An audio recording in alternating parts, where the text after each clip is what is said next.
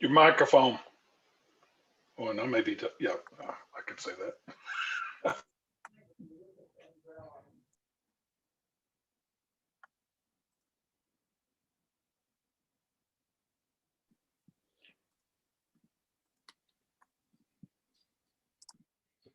Okay, can you hear me now?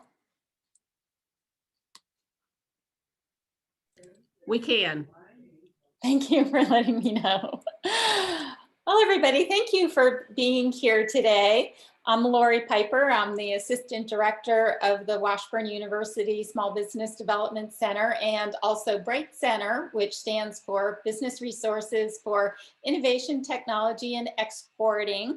I'm joined today by Francisco Najar-Villarreal, founder of MeatsPad, and Russell Plashcka, Ag Business Development and Workforce Specialist with the Kansas Department of Agriculture. The BRITE Center is a new initiative that we've launched out of Washburn University just this month to provide assistance to high potential small businesses with pathways to commercialization.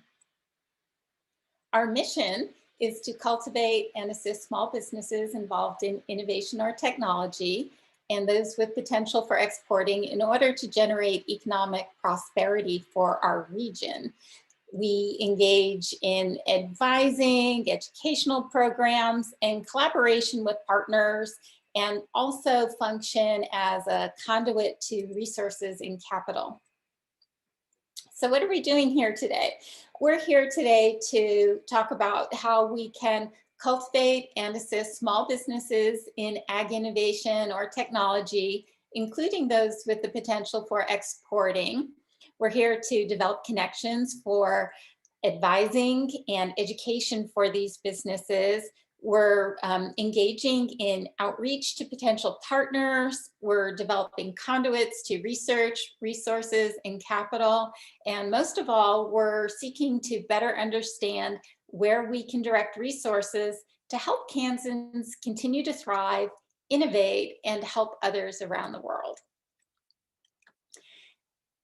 Obviously, ag is a huge strength in Kansas. It's the largest driver of our state economy. We've got over 250,000 direct and indirect jobs supported through ag. It's about 13% of our workforce.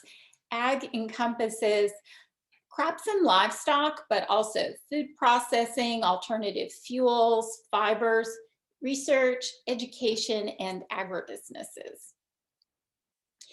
Ag innovation is important for Kansas. New technologies are rapidly emerging. Locally and globally, there are problems that can be or need to be addressed through ag innovation. We already have a lot of strengths, people doing great things in agriculture, taking care of the land, taking care of their animals, taking care of the water. So this is a strength that we can continue to capitalize on. But Kansas, as we're hearing a lot, is interested in continuing to grow its economy, and innovation is a way to create jobs and prosperity while at the same time solving problems. And on top of that, Kansas has a lot of untapped potential for export. So some additional context. Unfortunately, I can't talk about everything that we have going for us in Kansas and all of the resources, but I do want to point out a couple of things that some of you might not know. I'm located in Manhattan. Manhattan is the western anchor of the animal health corridor that stretches along I-70 out to Columbia, Missouri. More than 55% of the world's animal health companies are located in this corridor. So this is a huge strength that we already have. The National Bio-Agro-Defense Facility is opening in Manhattan late 2022, early 2023, best I can tell from their website. And they're engaged in helping to protect livestock, ranchers, our farmers, people involved in food production from diseases. We've got K-State Veterinary Teaching Hospital. We've got the College of Agriculture, Department of Agriculture, Forestry, industry associations. And then also in Topeka, we have Plug and Play, which is an animal health and ag tech business accelerator that's currently in its first cohort.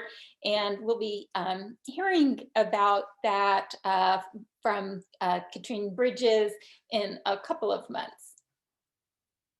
I also want to point out the importance of global animal health. According to Grandview Research, in 2020, it was $48.8 billion. 62% of that was related to production animal health, 38% was related to companion animal health, and it's expected to continue to grow. As there are more and more companion and support animals in the US, in addition to other parts of the world, we also have need for pet nutrition and healthcare, companion animal nutrition and healthcare. So these are things that also fit into this conversation. So I also want to point out one of the reasons why we're talking about export in this context is that exporters create jobs and import revenue for the state of Kansas. So here's a little bit of background. Approximately 1% of the small businesses in Kansas are exporters, but they do contribute significantly to our economy. While Kansas was only the 32nd largest exporter in the country, it's the 7th largest ag exporter. And where we've got opportunity for ag export, we're probably also going to have opportunities for ag innovation export. And then during the pandemic, something that we've all been looking for is a way to help businesses be more resilient, and companies that export are 8.5% less likely to go out of business, in addition to paying higher wages. So we need to think about, as we're thinking not just about our agricultural products, but our agricultural innovations and technologies. Almost 96% of the world's consumers live outside of the US. So we're about to get into the real meat of things here. I didn't even mean to make that pun. Before we talk about the innovation trends, I want to make some observations about them. And I think that the observations about the trends are as important as the trends. So the innovations range anywhere from low tech to very high tech. They're coming out of small farms and ranches, as well as out of other business sectors that we might not even think about as driving ag innovation, such as software companies, and they're coming out of universities and industry. They're aimed at improving profitability, protection of the environment, human and animal welfare, and the sustainability of our rural communities. And I want to point out number 4 also, they're not just for application in large scale industrial production. They're also aimed at small farms and ranchers, and I should add food processors. So the inspirations and product development often come from intersections between sectors. So farms and software developers, or universities and businesses. These cross conversations and collaborations are very important for driving the innovations. The commercialization process depends on forming beneficial relationships and creating the right business model. And many innovations have the potential for international markets, and some might even be primarily export-based. So now, the innovations. So these are things that I'm seeing in the businesses that I'm working with. There are things that I'm hearing about in conferences that I'm attending and in reading that I'm doing about the related industries.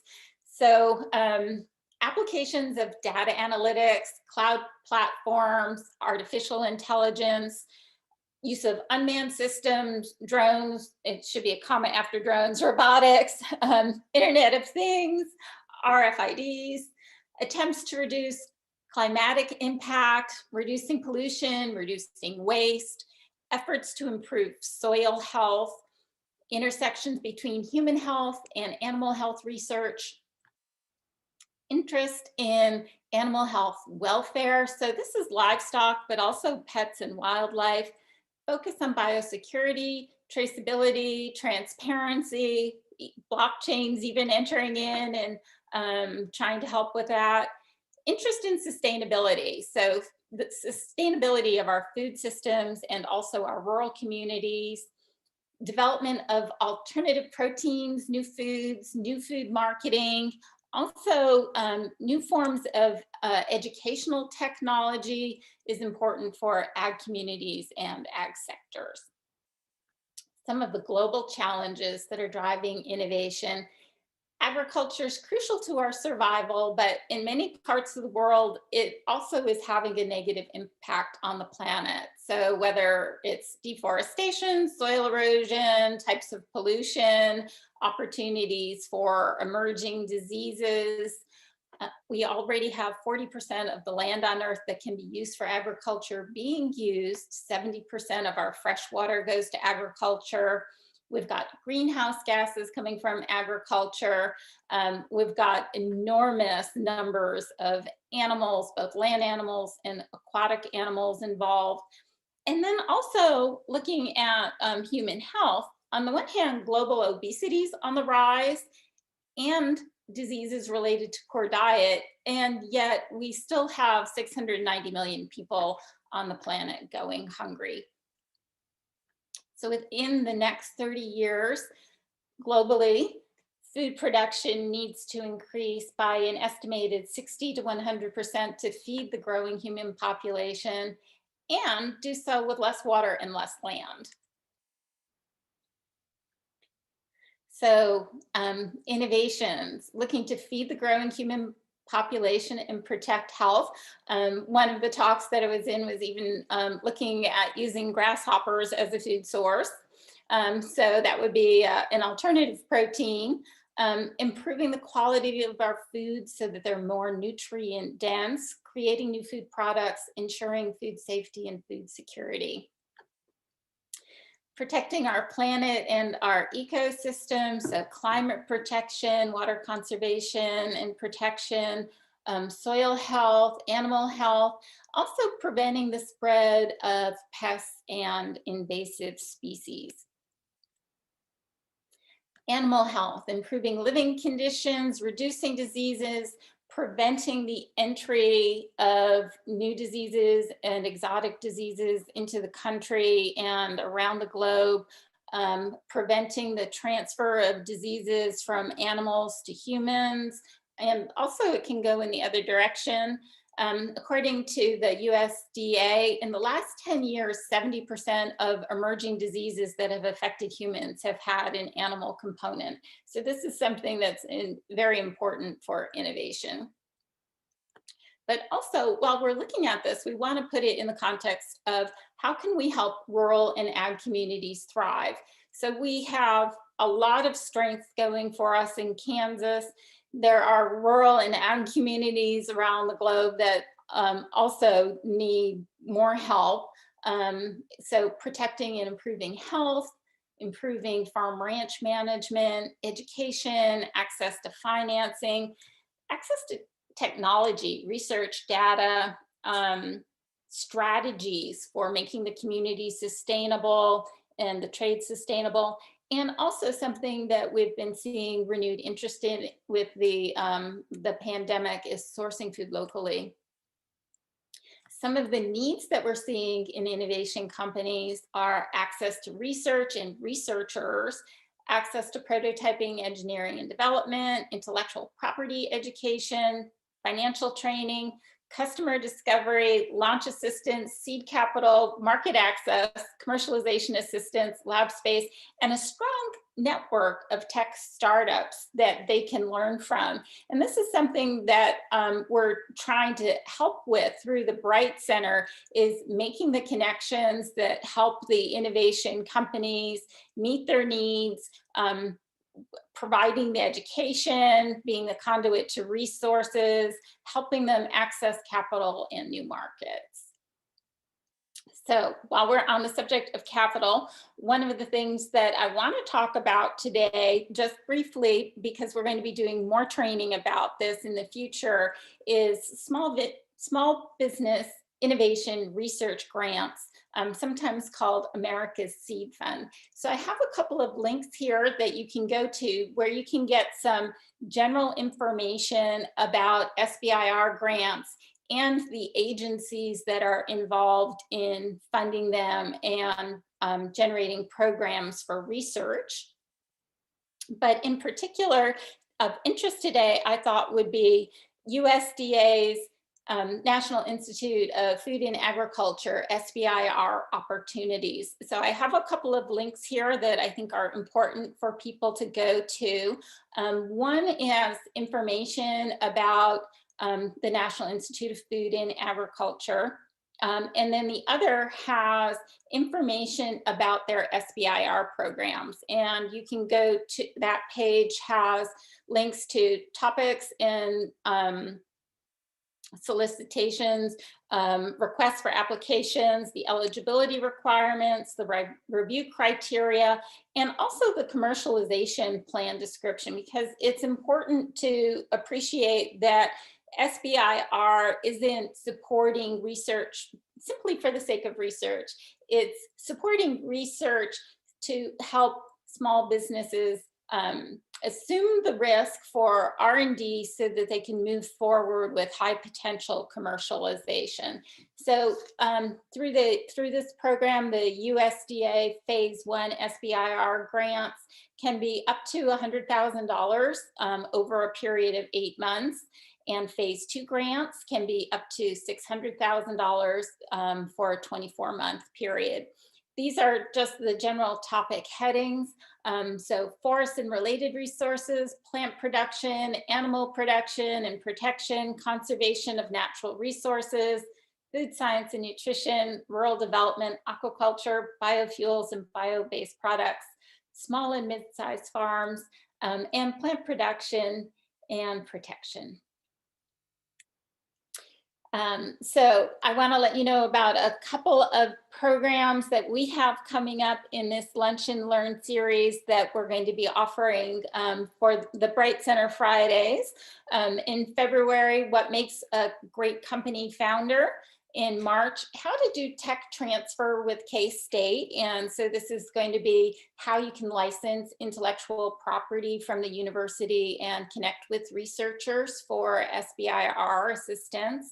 And then in April, panel discussion of what to look for in a business accelerator. We'll have more announcements about our events on our BRITE Center website, which we hope will be active next week. In the meantime, you can fill in your contact information so that you can get notifications. And I thank you for your time today. I hope that this was interesting for starting discussion. I'm really excited to hear what Francisco has to tell us about his business and his research, and also to hear from Russell Plashcka.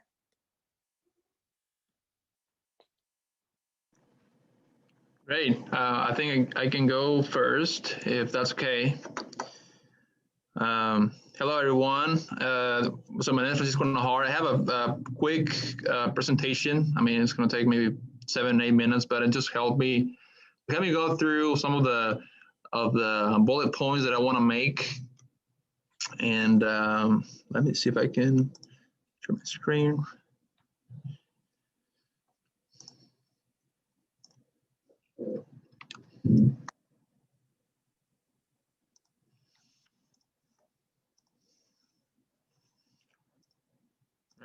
Can everyone can view it? Mm-hmm. See it. Cool. So again, well, thank you, Laurie, for the invitation. I appreciate all your help throughout this almost couple of years. That I think with I don't think myself as an entrepreneur. I love the part of the innovation. I'm originally from Mexico, so I've been here in Manhattan, K-State for over 5 years. And one of my fears that I had was, okay, what I'm gonna spend 5 years of my time to do research. So I really wanted that research to have an impact on the industry. My major, or my focus, my emphasis here at K-State has been on meat science. Particularly, I'm a food waste fighter. I consider myself. That's my passion, trying to find new ways to look at food waste. And when I thought about pursuing my PhD, I really wanted to create or develop some research that could help the meat industry to fight that. I know, a lot of the statements that Laurie brought up earlier about sustainability. I mean, the agricultural products that we look at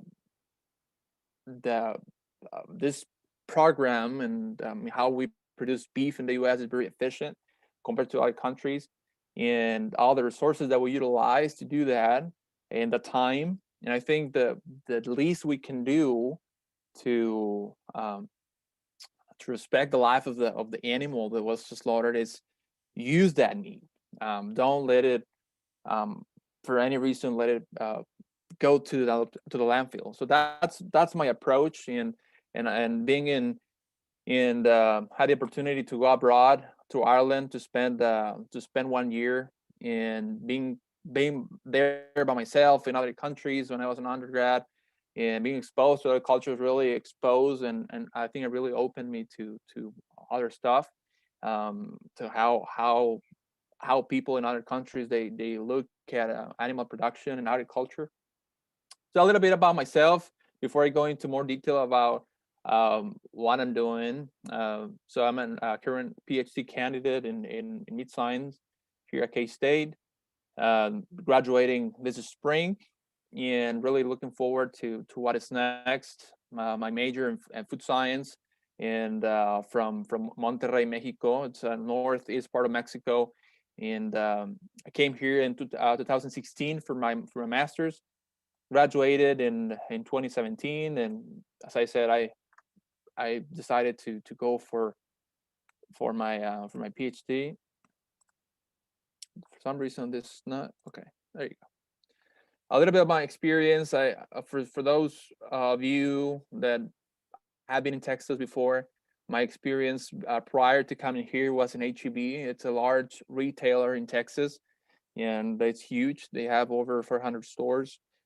So they have also some stores in Mexico, and I work for them as a QA, looking at produce and meat, produce, fruits and vegetables, and just how they manage the quality of produce and meat products at the warehouse, and all that supply chains to the store. I also had the opportunity to do an internship here in town at Hy-Vee, looking at shrink, or looking at food waste and how can we improve that. And here, I'll talk about that. I'm a current advisor for the Niche Meat Processing Assistant Network. It's based out of Oregon State University. I help them with translate some of the content that they have in English to translate into Spanish, with helping the meat industry, and it's more specifically small and mid-sized meat processors. I'm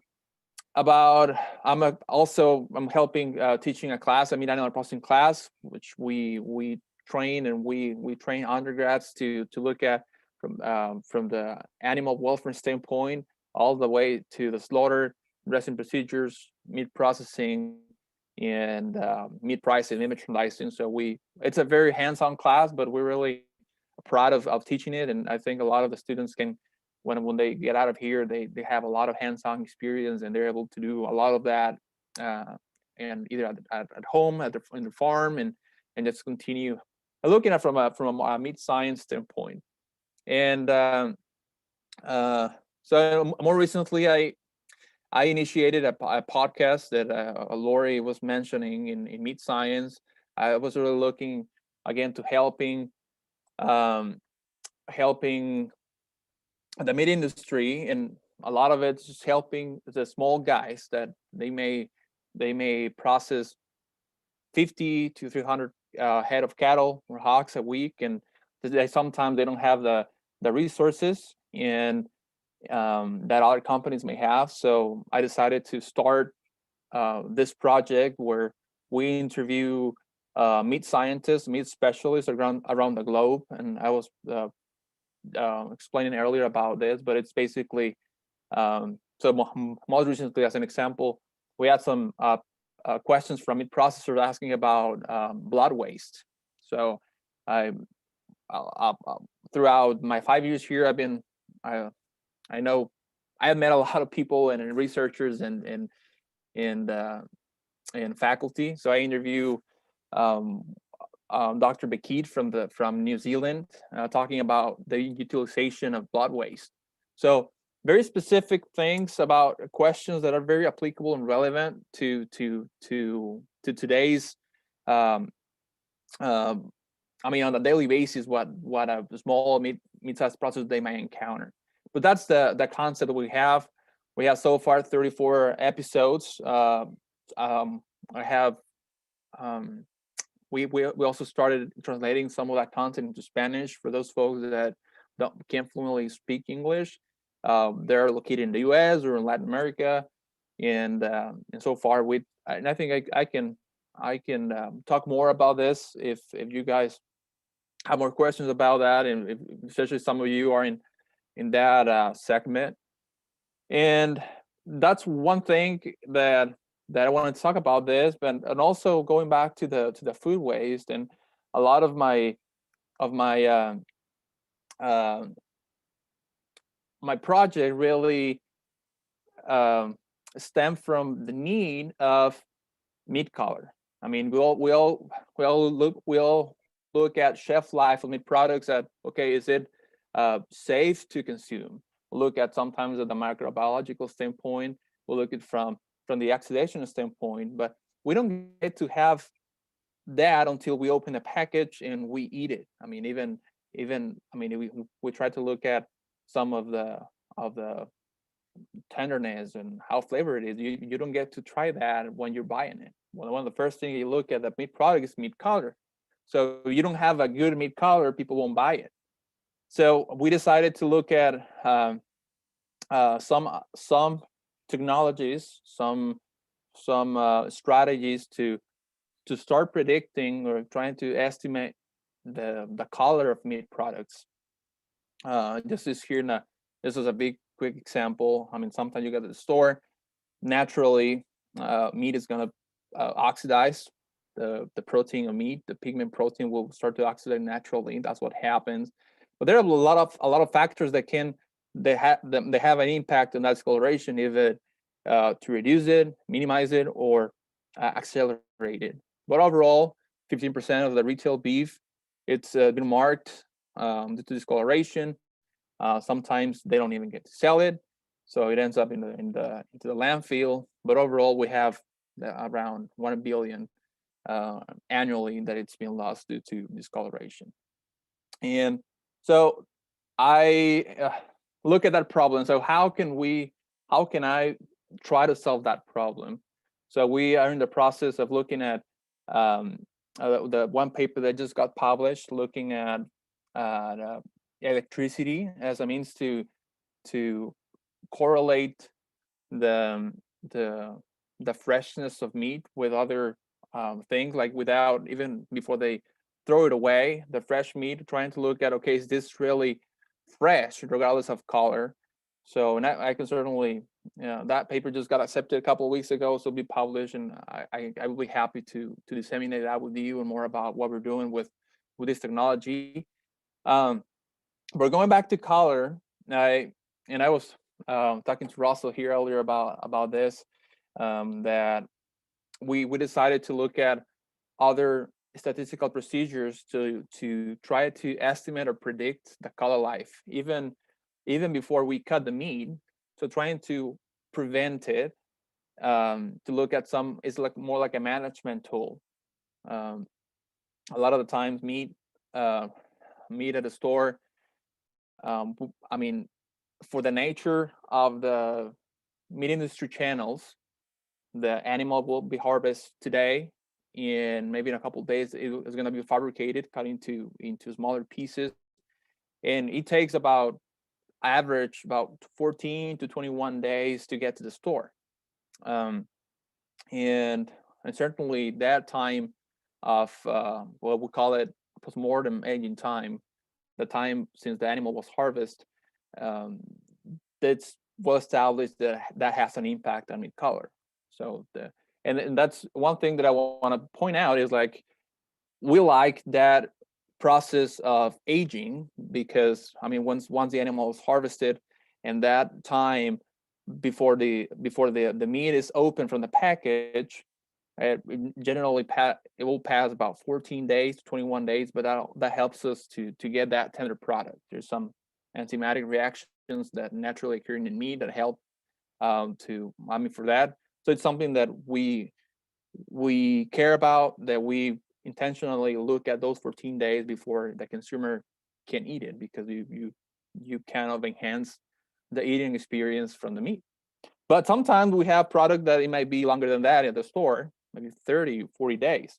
And that certainly has an impact on color. So we looked at 20-year worth of research, a lot of data, trying to look at this to help the retailers before they even procure meat, knowing the time and knowing some information about the meat product that can help them to decide this meat, after we cut it, may last this amount of days, 3 days, 5 days. So that can help them say, maybe I'm not going to buy 40 cases of this type of meat.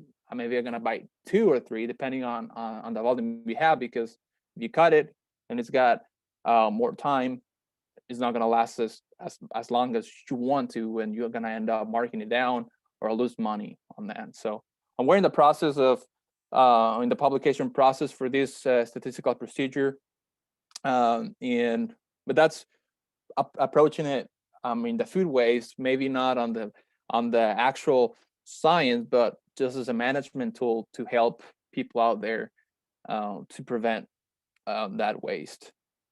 And this is just a picture of me when I was doing this internship at Hy-Vee, and that helped me to look at what consumer wants, what they're looking at when they buy meat, and that I think that's really helpful to start making innovations. If you're out there knowing your consumer what they want. In this case, the media industry will be like my consumer, my client, if they have that need, and just trying to solve it. I think that's unique, and that's really what I really wanted to do as far as my PhD, having that impact from that perspective. And thank you a lot. That's my phone number and my email in case you guys. I think this is a lot of information in I guess 10 minutes, but broadly, that's what I've been developing in my work in my time here at K-State. Thank you a lot. Thank you, Francisco. I think it's very interesting what you're doing to try to help prevent food waste in terms of helping the retailers and taking into consideration what consumers are looking for.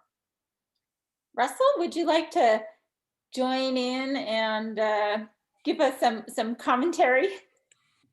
Sure, thank you, and I appreciate Laurie and Carl inviting me onto the Lunch and Learn today. I always enjoy seeing a lot of familiar faces and a lot of familiar names out there today. So I think it's appropriate, and I know we have Blake Chance on the Zoom as well, that as this thinking about Francisco's presentation and what Blake's been doing with QuickPen, I think about one of the big things in innovation or entrepreneurship realm is the rethinking of old ideas in a way. I mean, meat color is nothing new. A hitch pin for a piece of equipment definitely is nothing new, but the way these two young men are looking at these problems is something new. It is innovative. I think a lot of times we get hung up with that idea or that word of innovation, meaning it's got to be high tech, it's got to be something out of the box that we've never heard of. And here we are with two young men that are really entrepreneurs that are looking at old technologies or old ways of doing things and how can we do them a little bit different. So they're finding those gaps, in which we all encourage the people that we work with to find those gaps and how can you fill that need in your local community or in your region. You know, in Francisco's case, it's a global issue, is meat color and that meat quality. As with Blake, trying to reach his local audience and then expand it as we move out. So Laurie asked me to kind of speak to a few things that I'm seeing and some of the issues that we're seeing when we're working with startups or current businesses.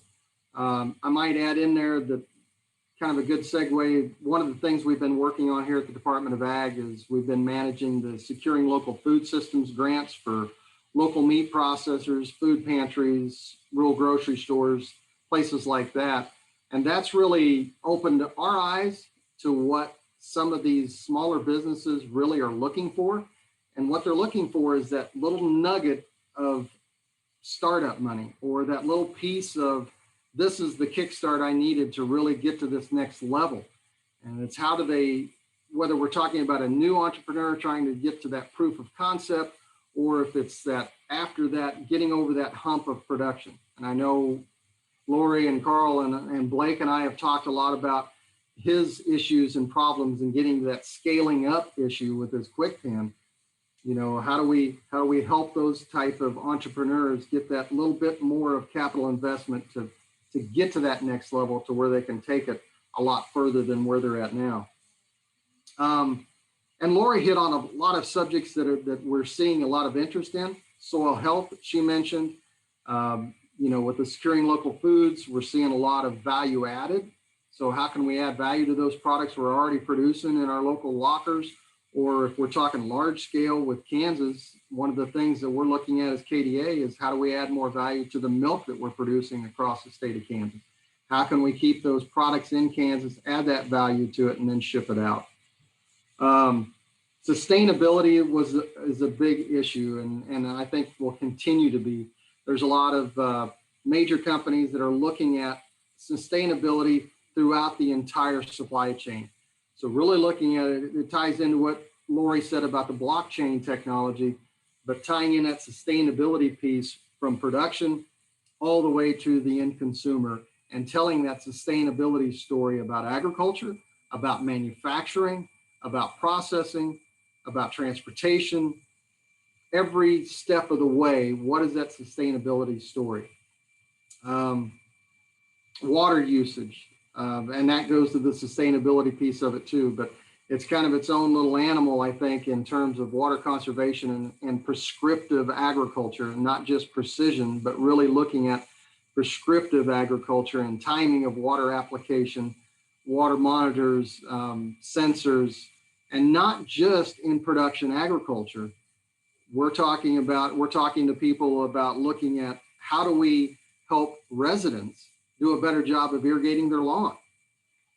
If we're going to continue to irrigate our lawns, then let's be smart about it. And how many of our lawns that we do irrigate ourselves have sensors in it to know when it should kick on or when it should kick off, or as many of us know, when we're getting a torrential downpour and we drive down the street, that the sprinklers are still running. So things like that are what we're seeing as not necessarily new technology, but a spin on making something a little bit better or tweaking it just a little bit more. So one of the other things that Laurie mentioned in her presentation was research.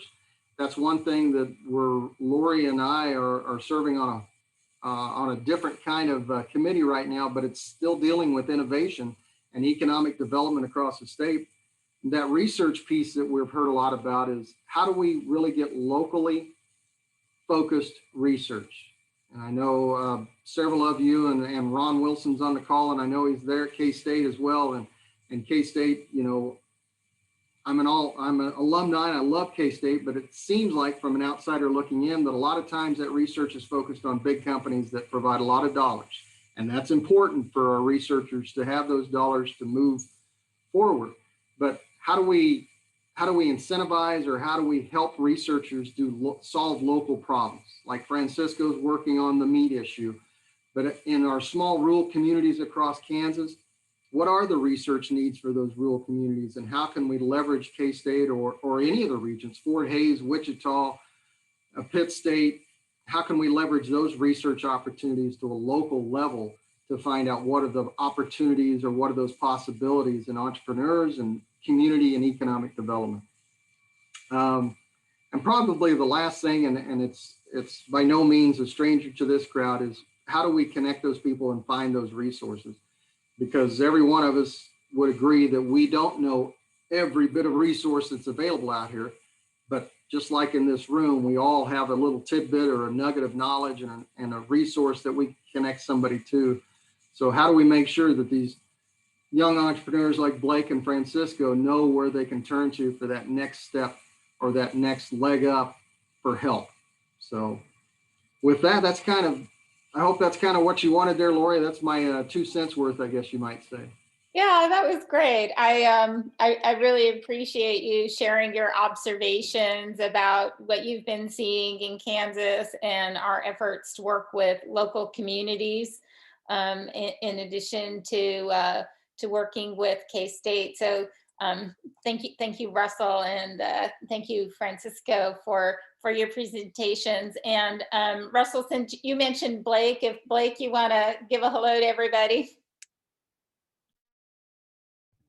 Yeah, I guess there are a few people got on since I talked last. Yeah, I go to K-State, and my major's ag business with a minor in entrepreneurship. And basically, I just redesigned the hitch bend. If you can't pull it out from the top, and mainly if your baler's on fire, then you just take this, basically the handle off by removing a snap pin, and you just got the shaft. And then you get in the tractor and release the pressure, and the shaft will fall down through. So it's pretty simple. Well, thanks. Well, I thought that this was a really interesting discussion today. I certainly don't regard myself as somebody who has the answers to all the problems out there, but I'm excited to be working with, smart, dedicated people who have good connections, interesting ideas, and would love to have more conversation with you about what we can do to help Kansas communities and Kansas innovators. Laurie, we did have a question that was submitted. It's, is anyone at K-State or elsewhere studying the impact, applicability, and efficiency of local meat lockers? And then Francisco, you responded with the question in terms of production and meat quality. And then yes, and even beyond that, profitability, safety compared to large plants, and benefits to local ranchers. So and I can comment on that, at least on the profitability standpoint. I was telling Russell that we're in the process of putting together some webinars with some fabrication and meat merchandising videos for KDA, or for at least that's for Ryan Fleming. We're trying to put some of this together to tackle this. So we're for sure you'll know more about this here in maybe in a couple of weeks, that we can put together budget and all that stuff to help meat processors. So I asked the question, and the reason I asked is because, well, Laurie and Carl and Mary Ann worked on the Onega meat locker and trying to get a new owner for it, and they eventually did, and they got capitalized by local St. Mary's investors. And I just happened to be up in Onega yesterday on something, and they were busting their butt. They had cattle out in the yard, and they were busting their butt, going back and forth. And I got drawn into this discussion because my chairman is mayor of Wheaton. And so he has ranchers all around him that are we're all over about the meat locker being closed and finding another. And as I began to examine this, I got other calls from other ranchers that wanted to start meat lockers. But then they got into the cost of building a building and then putting in all the infrastructure. And when they got done, they said it doesn't make any economic sense because the meat locker up in Onega was built 20 years ago. And I'm friends with the engineer that helped lay the plant out. But it'd be good. I brought this up with Ken Plashcka. I'm involved in the part of the knowledge-based economic development team over at K-State. If it could be a project, because you know some of these plants, big plants, aren't safe. You know, in terms of COVID and contacts and everything, and it looked to be much more efficient. These meat lockers and these ranchers could use it. So, I think there's a lot of sustainability in it, but we got to analyze it and see how you can make money, or at least break even. So that's my 2 cents and my thought. And I think you bring up very excellent points because we have, I mean, all you said, it's true, and I will be happy to discuss with you, Jack, more about that. We had some calls from people in Salina that through the podcast have contacted me in Kansas, that they also have an interest in making a meat locker from scratch, and so there's definitely a economic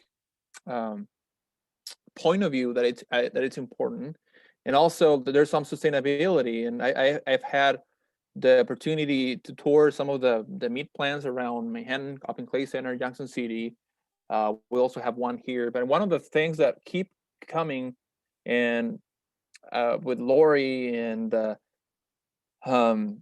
we discussed about that, and with Tom as well on the offals. There's a lot of 10 years ago, it used to be that offals, when I talk about offals, I talk about intestines, like the stomach and heart, lungs, all that stuff that is not properly used as a meat item. And it used to be like before, some companies were paying for that item to pick up. I mean, but now it kind of turned around, and now the manager, the meat locker owner, had to pay for it to be picked up, to be collected. Then it used to be that they used to get paid by companies to get collected. I mean, based on weight and all that stuff. And there's a definitive a market for that. And we had some conversations in terms of making some projects there, and see, I mean, because it adds up. I mean, monthly. I mean, if you process 20 to 100 head of cattle, there is a lot of offals that you have to pay, or you have to pay into the landfill. But there's definitely an opportunity for helping and dedicating some time for that, and that's one of the reasons I also initiated this platform, to talk about those opportunities and address them, and help meat processors to look at that and solve them. But definitely, if you would like to, we can have more conversations, and we can bring it up with even the department head here at Animal Science, and see how can we help. And I mean, it's just a thought.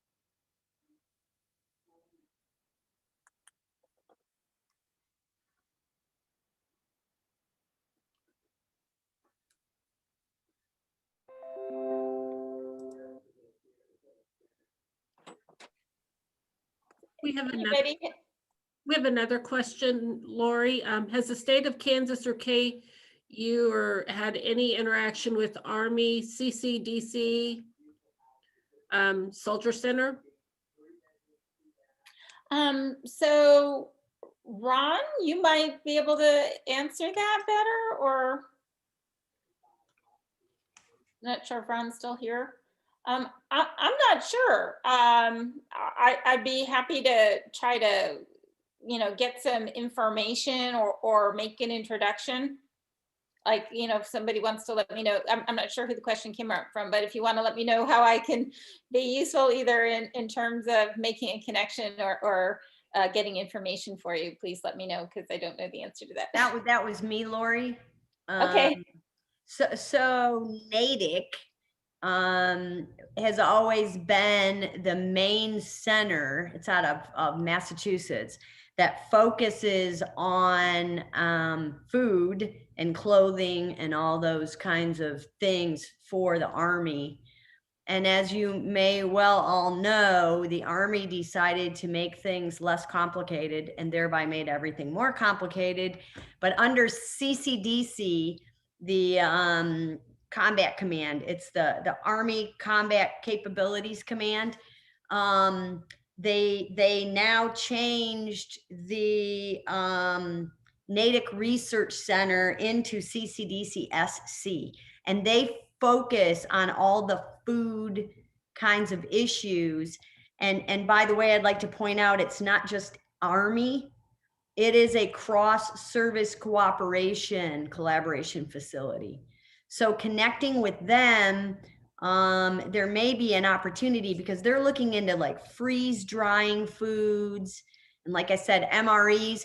I even read, and this is crazy because I don't know a lot about food stuff, but I read that they're starting to look at 3D printing food. And believe me, I know nothing about it, but it blew my mind because I found this article on how they're looking at putting 3D printers out in the field to 3D print food. And so I just want to throw out there that there may be an opportunity to connect with that facility and see what they're working on. I mean, maybe we could have somebody from there as a guest speaker to tell us in terms of the military what kind of food things they're looking for. Because I really don't know. I'm not in the ag space, but it certainly impacts the Department of Defense. That sounds interesting, Laurie. Thanks for the suggestion. If you've got any contacts or get a can help contact. point us towards them, that sounds interesting. Yeah, I can reach out into the S&T space and see who's connected with CCDC SC, because that's who it would be, that leads that for the Department of Defense. Great, I love that.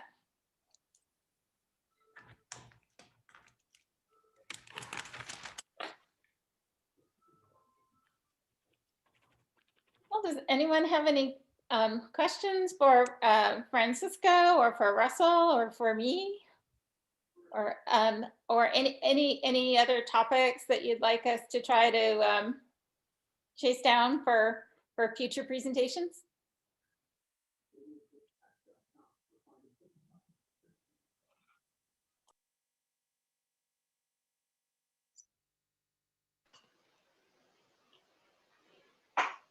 So, Laurie, I'd like to, first of all, I'd like to publicly thank you for taking on the task. For those of you that don't know, we've created the Lunch and Learn series is a attempt to bring our ecosystem together and our clients every Friday. We're doing this with our Tech Innovation Program. And we asked Laurie and Carl to take on our fourth track, and they actually expanded it in their efforts to do more, as she told you today and presented with the BRITE program.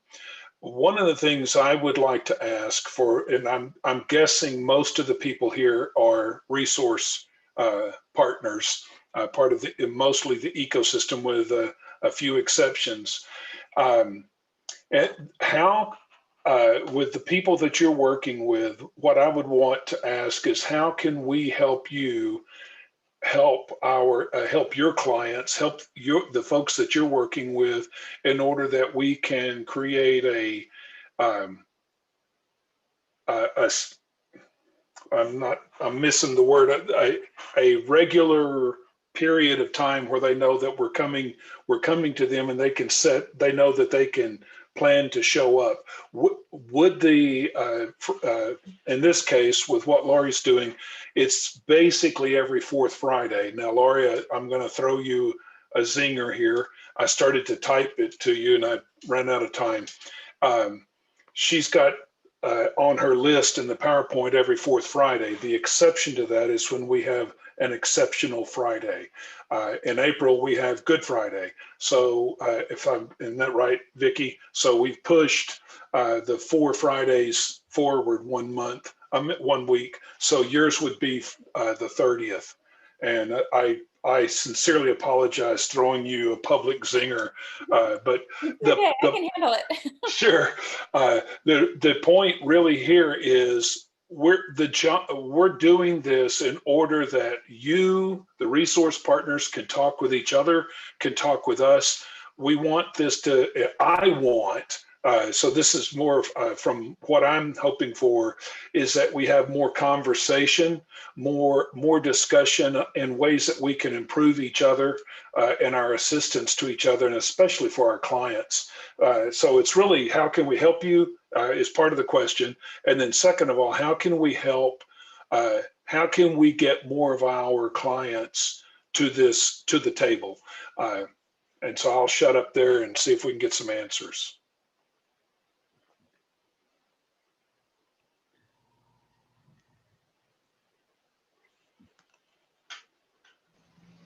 Let me just weigh in a little bit what I'm hearing from our businesses.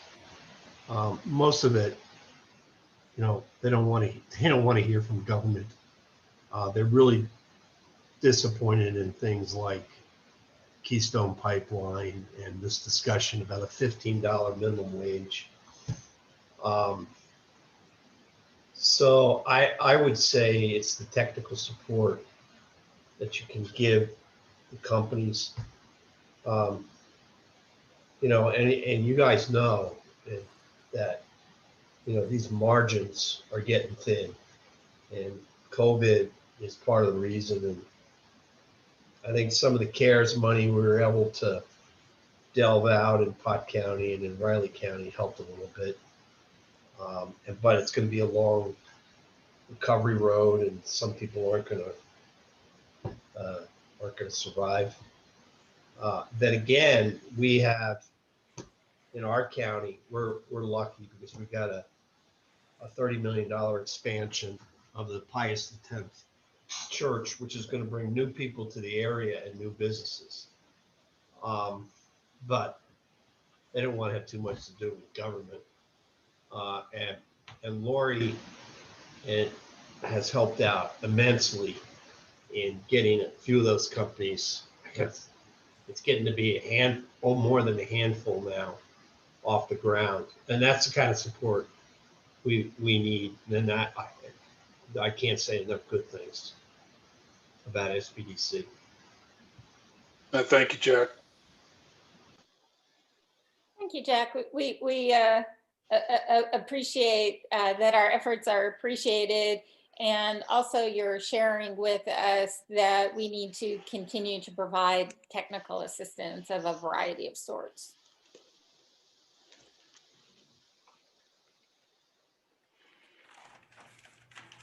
So Laurie, one last thing I would like to say is, as we move forward, one of the things what we're hoping to do in our Lunch and Learns in each of these series, we have 4 tracks that we're working on. The first one being this is kind of a little bit of a commercial, since I know you're about to let go.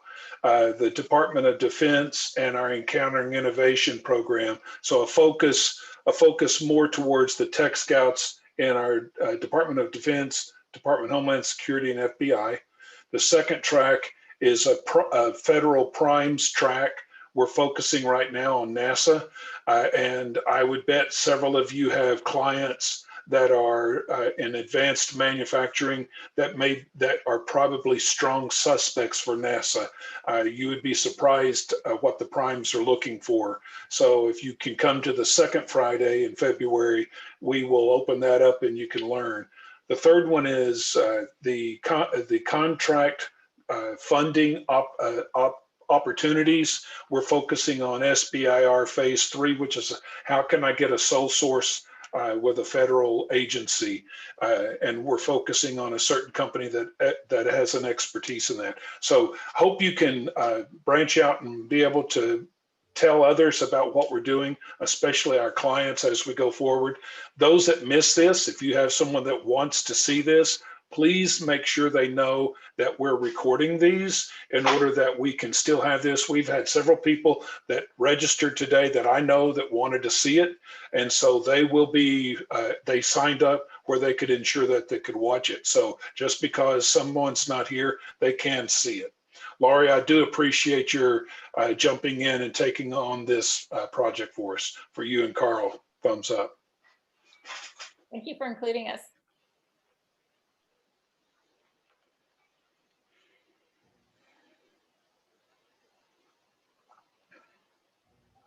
Well, it looks like it's probably about time to wrap up. So I want to thank Francisco and Russell for joining me today to share their experiences and insights, and appreciate people who were here for the Zoom meeting today.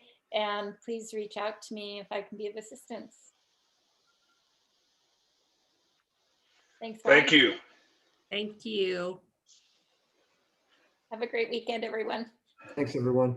Vicki, is it time to join the breakout room or did I already screw up? We're not going to do it. Oh, okay.